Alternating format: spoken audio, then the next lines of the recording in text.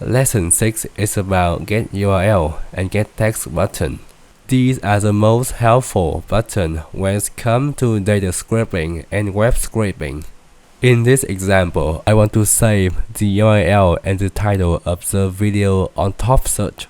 Create get URL and get text button. This button saves the current tab link into a variable. You can create a new variable right in the button dialog. Next, get text button. So text is an attribute of every web element. In order to get the video title, you need to copy its selector and determine an output variable. Now let's start automation. You can see that the video link variable is exactly the tab URL, and also the video title is null. See you in next lesson.